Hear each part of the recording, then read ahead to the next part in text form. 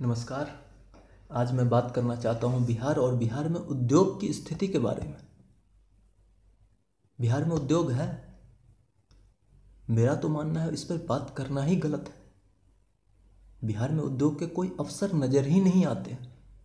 सबसे ज़्यादा प्रवासी मजदूर बिहार के ही पाए जाते हैं। आज इतने प्रवासी मजदूर मर रहे हैं, इसमें किसकी गलती है? बिहार सरकार की। बिहार में उद्योग के अवसर रहते तो बिहार से बाहर कोई पलायन क्यों करता? बिहार के जितने भी शिक्षित व्यक्ति हैं या अशिक्षित व्यक्ति हैं, सभी रोजगार के लिए बाहर पलायन करते हैं।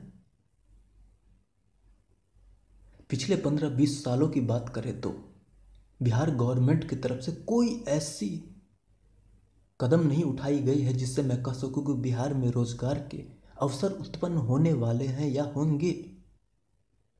बिहार सरकार इस स्थिति में पूरी नीरस नजर आती है। उसे ऐसा लगता है कोई मतलब ही नहीं बिहार में रोजगार के अवसर हो या नहीं हो। तो चलिए हम आज उन मुद्दों पर बात करना चाहते हैं जिससे बिहार में रोजगार के अवसर उत्पन्न होंगे। मैंने कहा कोटा के कोचिंग सेंटरों के बारे में। आपने सोचा होगा कि ऐसा कौन सा चीज़ है इसमें जो इतने अवसर पैदा कर सकते हैं। कोटा में एवरेज 2 से 2.5 लाख विद्यार्थी पढ़ते हैं, जिसमें से 40 से 50% विद्यार्थी बिहार के या झारखंड या नेपाल के रहने वाले होते हैं। अगर हमारे पास अच्छे कोचिंग सेंटर हो तो हम 1 लाख लड़के को लगभग बिहार में पढ़ा सकते हैं। वो केवल पढ़ेंगे नहीं, बिहार में 1 लाख लड़के अगर हमारे बिहार में पढ़ते हैं तो 80,000 रुपये एवरेज फी कोटा के हर एक इंस्टीट्यूट की है। एवरेज भी 80,000 रुपये है। अगर 1 लाख विद्यार्थी 80,000 रुपये एवरेज फी देते हैं तो टोटल 8 अरब रुपए होते हैं। मान लीजिए मैं गलत हूँ, 8 अरब नहीं, 6 अरब, 5 अरब। इनके टैक्स किसके पास जाएंगे? बिहार सरकार के पास। अगर 1 लाख विद्यार्थी अगर किसी शहर में रहते हैं तो उनके लिए नए मकान बनेंगे, जिससे कंस्ट्रक्शन का काम बड़ी तेजी में होगा, शहर का विस्तारवाद तेजी में होगा। कंस्ट्रक्शन का काम होगा तो मजदूरों को रोजगार मिलेगी। तो ये एक महत्वपूर्ण टॉपिक है रोजगार उत्पन्न करने के लिए, जिस पर किसी का ध्यान जाता ही नहीं है। बस एक ही चीज़ है, हमें सुरक्षा देना पड़ेगा। बिहार के बारे में एक बहुत बड़ी विडंबना कहूँ, एक बहुत बड़ी विडंबना फैल चुकी है कि बिहार में हर एक व्यक्ति असुरक्षित है।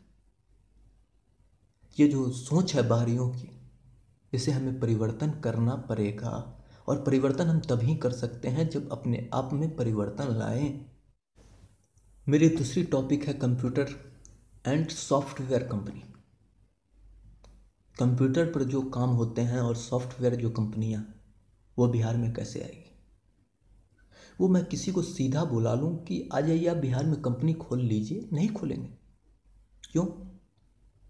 सर्वप्रथम बिहार में कुछ 15-20 गवर्नमेंट की तरफ से सरकारी अच्छे तकनीकी शिक्षा के कॉलेजें बनाने पड़ेंगे। ITI के, डिप्लोमा के, बैचलर ऑफ टेक्नोलॉजी के, बीटेक के, इंजीनियरिंग के भी मान लीजिए अच्छे अच्छे 20-25 कॉलेज होंगे हमारे पास इन क्षेत्रों में। लगभग 10,000 विद्यार्थी तकनीकी शिक्षा में दक्ष होंगे। अगर उसके बाद हम कंपनी को कुछ रिलीफ दें, फिर वो बिहार में कंपनियां खोलेंगे, रोजगार के अवसर उत्पन्न होंगे। इसके बारे में बिहार गवर्नमेंट को खुद से जाके कंपनियों से बात करनी पड़ेगी। कोई कंपनी बिहार की सरकार से बात करने नहीं आएगी। हमारी तीसरी और मजदूरों के लिए सबसे महत्वपूर्ण उद्योग है कुटीर उद्योग, छोटे बड़े उद्योग। ये सबसे महत्वपूर्ण है क्योंकि सबसे ज़्यादा प्रवासी मजदूर हमारे पास हैं। एक समय जब भारत आज़ाद हुआ था, पूरे भारत में सबसे ज़्यादा चीनी उत्पादन करने वाला राज्य बिहार था। लगभग 40% चीनी उत्पादन हम करते थे। आज की स्थिति देख लें, सैकड़ों छोटे बड़े चीनी मिल, जूट के मिल, कपास के मिल सभी बंद पड़े हुए हैं। अगर हम सभी खोल दें तो मान ले अगर हर एक चीनी मिल जूट के मिल, कपास के मिल में अगर 200-300 मजदूर को भी काम मिलते हैं या 500 मजदूर को भी काम मिलते हैं, तो हम कम से कम 1 लाख 2 लाख मजदूरों को अपने राज्य में रोजगार दे सकते हैं। कौन सा व्यक्ति 2 रुपये कम कमाएगा, अपने घर पे बैठ के काम करना नहीं चाहेगा। उसके बाद बात करें तो मगही में पान, मिथिला का मखान,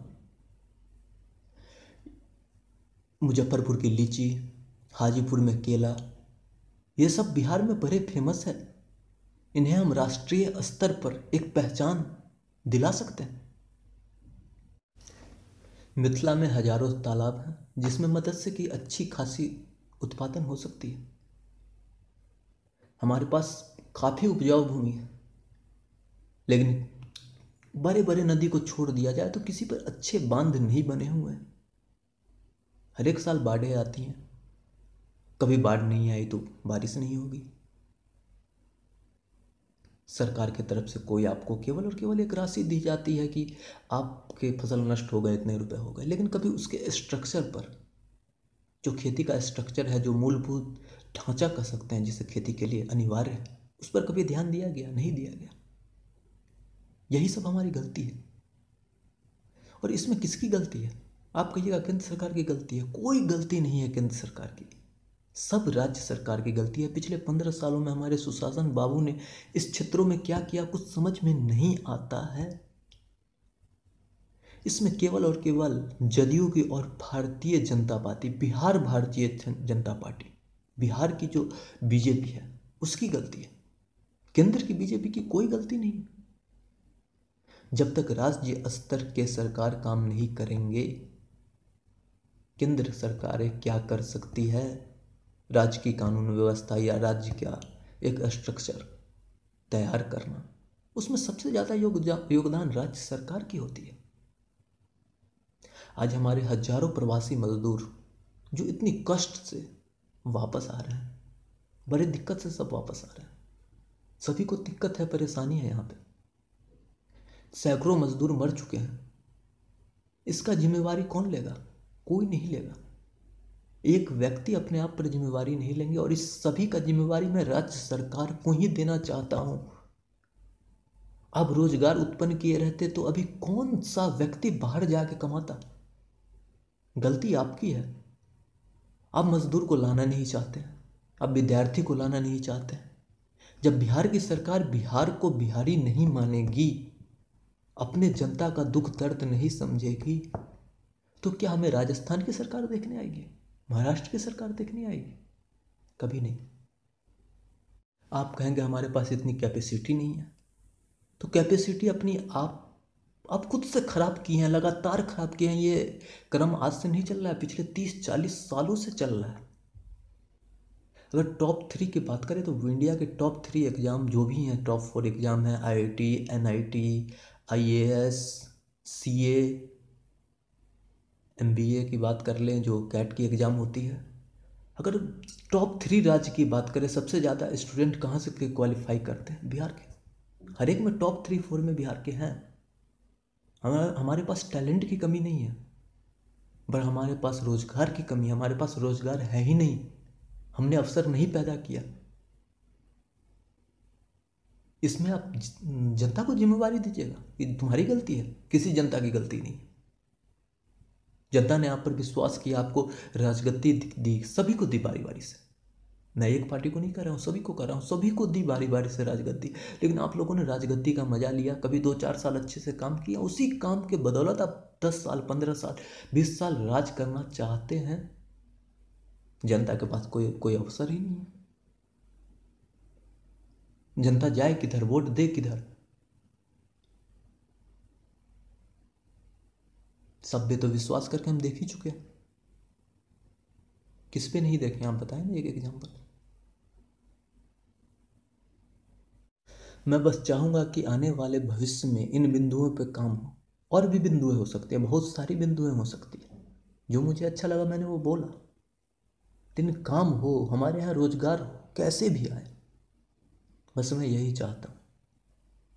बिहार की खुशी में हमारी खुशी है। अगर हमारे यहाँ रोजगार मिलेगी, सभी को खुशी होगी, किसे नहीं होगी? सोचिए। अगर हमारी बातें अच्छी लगी हो तो लाइक कर दीजिएगा, कुछ गलत लगी हो तो माफ़ी। जय हिंद, जय भारत। हाँ, और कृपा करके चैनल को सब्सक्राइब कर दीजिएगा।